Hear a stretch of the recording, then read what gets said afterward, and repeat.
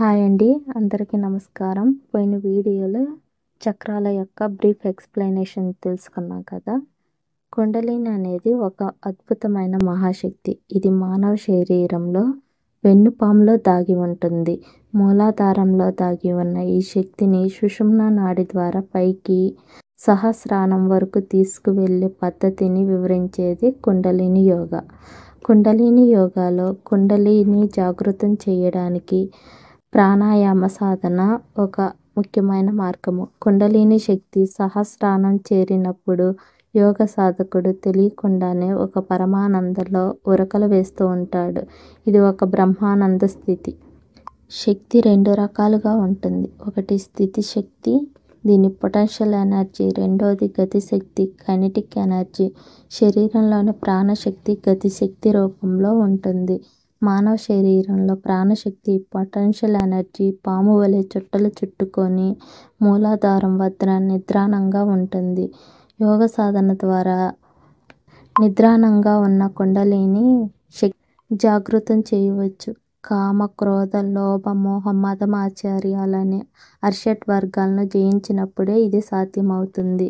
కుండలిని శక్తిని జాగృతం చేయడానికి ముందు బాడీ ప్యూరిఫికేషన్, నాడీ purification, mind purification, intellect purification జరగాలి. నిద్రాణంగా ఉన్న కుండలి శక్తిని యోగ క్రియల ద్వారా జాగృతం చేసినప్పుడు అది ఊర్ధ్వముఖంగా ప్రయాణించి షట్చక్రాల్లోని ఒక్కొక్క చక్రాన్ని దాటుకుంటూ తల మాడు భాగాన ఉండే సహస్ర చక్రాన్ని చేరుతుంది. ఈ స్థితిని అష్టాంగ యోగాలోనే అత్యున్నత దశ సమాధి స్థితిగా కూడా పేర్కొంటారు. ఈ నిర్వికల్పన సమాధిని చేరుకున్నప్పుడు మనిషి పరమానందంలో ఉరకలు వేస్తుంటాడు. ఈ ఆనందం వర్ణనాతీతం. అన్ని రకాల క్లేశాలు తొలగిపోతాయి. శరీరం నుండి మనసు పూర్తిగా విడిపోతుంది. మూలాధార చక్రము గద స్థానానికి పైన, లింగ స్థానానికి క్రిందగానున్నది. అరుణవర్ణం కలిగిన కమల మీదే కుండలిని శక్తి ఉండును. దీని బీజమంత్రం లం. సాధకుడు లం అక్షరాన్ని జపిస్తూ సాధన చేసినప్పుడు ఈ చక్రం యాక్టివేట్ అవుతుంది. ఈ చక్రం మూలాధారంలో త్రికోణాకారంలో ఉంటుంది. స్వాదిష్టాన చక్రం లింగ భాగమున కలదు. 6 దళముల ఎరుపు వర్ణం గల జలతత్వ కమలమిది. బీజ అక్షరం వం. సాధకుడు వం అక్షరాన్ని జపిస్తూ సాధన చేసినప్పుడు ఈ స్వాదిష్టాన చక్రం యాక్టివేట్ అవుతుంది. మణిపూరక చక్రం ఇది నాభి మూలముయందు కలదు. 10 దళములు కలిగిన నీలివర్ణం గల అగ్నితత్వము దీని సహజత్వము. దీని బీజమంత్రము రం. సాధకుడు సాధన చేసేటప్పుడు రం అను అక్షరాన్ని జపిస్తూ సాధన చేసినప్పుడు మణిపూరక చక్రం యాక్టివేట్ అవుతుంది. అనాహత చక్రము హృదయ స్థానమునందున్నది. 12 వలయములు కలిగిన హేదువర్ణము గల వాయుతత్వ కమలమిది. బీజమంత్రము యం. సాధకుడు యం అక్షరాన్ని జపిస్తూ అనాహత చక్రాన్ని యాక్టివేట్ చేసుకుంటాడు. విశుద్ధి చక్రం మెడ భాగంలోని కంఠస్థానమునుంది. 15 దళములు కలిగిన శ్వేతవర్ణము గల ఆకాశతత్వ కమలమిది. దీనికి బీజమంత్రము హం. సాధకుడు హం అని అక్షరాన్ని జపిస్తూ సాధన చేసినప్పుడు విశుద్ధి చక్రం యాక్టివేట్ అవుతుంది. ఆజ్ఞా చక్రము భూకను మధ్యల మధ్య ఉన్నది. 2 వర్ణములలో కూడిన 2 దళములు కలిగిన కమలమిది. దీని బీజమంత్రం ఓం. సాధకుడు ఓం అక్షరాన్ని జపిస్తూ ఆజ్ఞా చక్రాన్ని యాక్టివేట్ చేసుకుంటాడు. సహస్రార చక్రము బ్రహ్మరంధ్రమునకు అధోముఖము గల సహస్రదళంతో వికసించి ఉన్న పద్మము. సహస్రార కమల కర్ణిక యందు ప్రకృతి పురుషుడు సమ్యక్యమైన స్థితి యందు పరమ బిందువు చుట్టూ మాయ గలదు.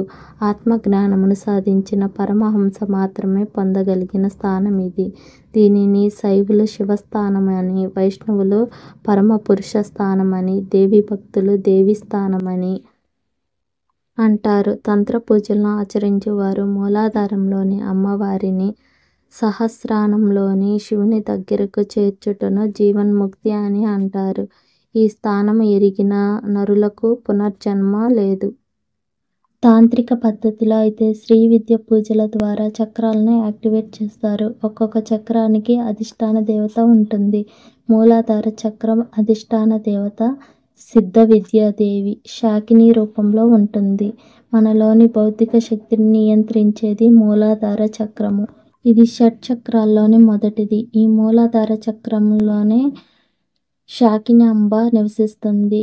ఈమెకు 5 ముఖాలు అనగా శబ్దము, స్పర్శ, రూపము, రసము, గ్రంథులు అనబడే 5 తన్మయత్వాలు ఈ మూల వద్దే పనిచేస్తాయి. గర్భస్థ శిశువుకు 5వ మంతులో చర్మం ఏర్పడి పంచ జ్ఞానేంద్రియాలు 5 సెన్సెస్ మరియు జ్ఞానము కలుగుతుంది. ఈమె అస్థి సంస్థిత అనగా ఎముకలను అంటిపెట్టుకొని ఉంటుంది. రెండవది స్వాధిష్టానము. ఈ స్వాధిష్టాన చక్రానికి అధిదేవత వజ్రేశ్వరి. ఈ దేవతకు 4 చేతులు, అంకుశము, కమలము, పుస్తకము, జ్ఞానముద్ర కలిగి ఉంటుంది. మూడవ చక్రము మణిపూర్వకము. ఈ చక్రానికి అధిదేవత లాకిని అంబ స్వరూపిణి. గర్భస్థ శిశువుకు 3వ మాసంలో కాళ్ళు, చేతులు ఏర్పడటం జరుగుతుంది. 3 ముఖాలు కలిగిన ఈమె గర్భస్థ శిశువుకి నోరు, ముక్కు, కాళ్ళను ఏర్పాటు చేస్తుంది. 4 చేతులు గల ఈమె వజ్రం, శక్తి, దండము, అభయముద్రలను ధరించి ఉంటుంది. ఈ దేవత శబ్దాన్ని సృష్టించగలదు. ఈ సమయంలో శిశువు శబ్దాలకు ప్రతిస్పందన చూపిస్తాడు. అన్ని రకాల భక్తులకి సుఖ సంతోషాలను కలిగించేది ఈ లాకిని అంబ స్వరూపిణి. సర్వజనులను సుఖాలను ఇచ్చే ఈ అధిదేవతకు బెల్లము పొంగలి ప్రీతి. బొడ్డునకు మూలంలో వెన్నుపాములో విరసిల్లే ఈ చక్రము మనలో 4536 నాడులతో అనుసంధించబడి ఉంటుంది. ఈ చక్రాన్ని మందు ఉద్భవించే శక్తి మనం తీసుకునే ఆహారాన్ని జీర్ణం చేసి సహస్రార చక్రానికి అందిస్తుంది. ఈ చక్రానికి పంచకోశాల్లోని ప్రాణమయ కోశంతో సంబంధం ఉంటుంది. పుట్టుక, జీవించుట, మరణించుట అను 3 బిందువులతో కూడిన త్రికోణమే ఈ జీవ సృష్టి. అట్లే మూలాధారం, స్వాధిష్టానం, మణిపూర్వకం అను 3 కేంద్రాల్లో ఒక త్రికోణం ఏర్పడినది. ఈ త్రికోణమే భౌతిక సృష్టికి ఆధారం. ఈ 3 చక్రాలు భౌతిక జీవితం సజీవంగా సాగడానికి సహకరిస్తాయి. ఈ చక్రం శక్తివంతంగా లేకపోతే అవయవాలు సరిగ్గా నీరు చేరదు. నోటికి సంబంధించిన వ్యాధులకు కారణమవుతుంది. నియమాలు లేని ఆహారపు అలవాట్ల వల్ల జీవశక్తి మందగించి అజీర్ణం, గ్యాస్ట్రిక్ సమస్యలు కలుగుతాయి. ఉదరకోశ వ్యాధులు, గుండె బలహీనత, నిద్ర లేకపోవడం, తలబరువు, కాలేయ వ్యాధులు, అతిమూత్ర వ్యాధి, రక్తక్షీణత, నేత్ర వ్యాధులు కలుగుతాయి. ఈ చక్రం మానసిక స్వభావం మూసుకుపోవడం వల్ల పెత్తనం చెలాయించాలనే అహం, అసూయ, అసహనం, దూకుడుతనం, క్రూరత్వం, కఠినత్వం, స్వలాభపరులు, స్వార్థపరులు, తన గురించి తాను తక్కువగా ఆలోచిస్తూ కృంగిపోవడం ఈ చక్రంలో జరుగుతుంది. ఈ చక్రం తెరుచుకుంటే లక్ష్య సాధన, ఆశయ సిద్ధి, వ్యవహార దక్షత, ఉత్సాహం, ధనాపేక్ష, తన్ను తాను గౌరవించుకోవడం, ఆత్మవిశ్వాసం కలిగి ఉంటాడు. ఇక్కడే మనిషి ఆలోచన ఏర్పడుతుంది. అనుమానాల్ని నివృత్తి చేసుకుంటూ, చక్కగా ఆలోచిస్తూ, అన్నిటికీ అవగాహనతో విశ్లేషించుకుంటూ, విశ్వాసం, వివేక జ్ఞానం అలవర్చుకుంటూ ముందుకు సాగాలి. మనలో విశ్వాసం, అవిశ్వాసం, నమ్మకం, అపనమ్మకం కూడా ఏర్పడేది దీని వలనే. లక్ష్య సాధనకు ఉపయోగపడే చక్రం. లక్ష్య సాధనలో ఎన్నో ఆటంకాలు ఎదురవుతూ ఉంటాయి. పరాజయాలను పలుకరిస్తూ ఇది సహజం, సాధిస్తుంది, తప్పకుండా విజయం సాధిస్తుంది అన్న అవగాహనవాదం పెంచుకుంటుంది. నిరాశావాదాన్ని మది నుండి తరిమేస్తుంది. చిన్న చిన్న అనారోగ్యాలను, అవరోధాలను, అవమానాలని కుంటి సాకులుగా చెప్పుకొని ఆగిపోక ఆత్మవిశ్వాసంతో అడుగులు ముందుకు వెయ్యాలి. ఓటమి అనేది గుణపాఠమే కానీ అంతిమ తీర్పు కాదని గ్రహించాలి. ఈ చక్రంలోనికి శక్తి ప్రవేశించాలంటే లాకిని దేవతను పూజించాలి. దీని బీజ అక్షరం రం. ధ్యానించు వారికి నాడీ కేంద్రం వలన వచ్చే బాధలో నివారణ కలుగుతుంది. ఈ చక్రాన్ని యాక్టివేట్ చేయాలి అంటే అనుభూతులను, ఆనందాన్ని కానీ, విచారణ కానీ, దుఃఖాన్ని కానీ, ఆవేశాన్ని కానీ లోపల అణుచుకోకుండా సహజంగా బయటికి వెళ్ళనివ్వాలి. దీర్ఘ శ్వాసను తీసుకోవాలి. ఈ చక్రానికి అధిపతి గురుడు. 4. అనాహత చక్రము. ఈ చక్ర అధిదేవత రాకిని అంబ స్వరూపిణి. ఈమె నలుపు రంగులో ఉన్నది. ఈమె ప్రాణము, అపానము అనే వాయువులను నియంత్రణగా 2 ముఖాలు కలిగి ఉంటుంది. శిశువుకు 2వ మాసంలో 2 రంధ్రాలు ఏర్పడుతుంది.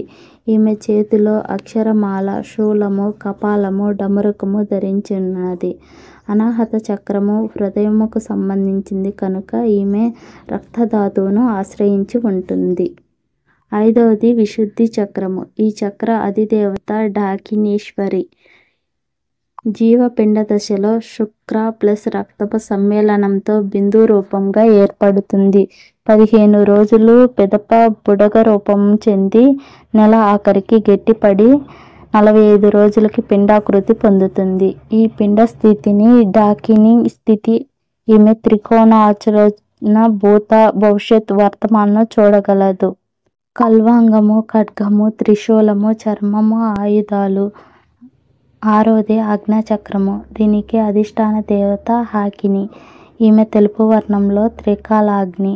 ఈ దేవత 6 ముఖాలు, 6 ఆకృతులు కలిగి ఉంటుంది. కుమారస్వామి 6 ముఖాలు కూడా ఈమె రూపాలే.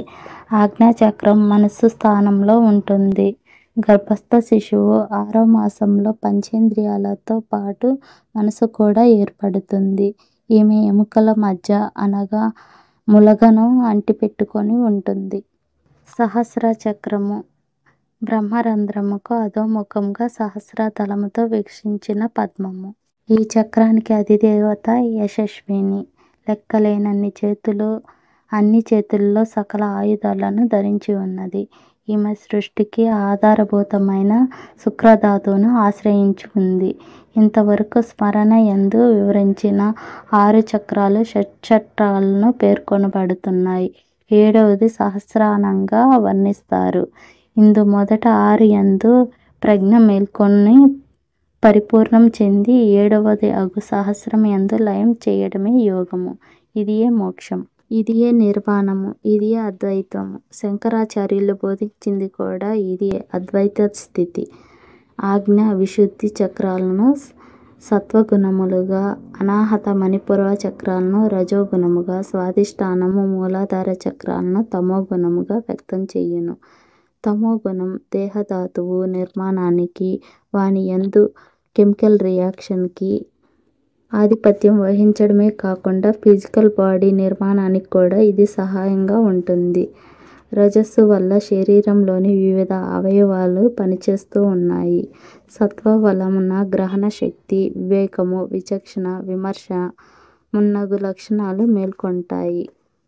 సహస్రానికి అధిదేవత యాకినిని ప్రసన్నం చేసుకోవడం వలన విశ్వ చైతన్యం, పరిపూర్ణత, జ్ఞానాన్ని ప్రతీకగా.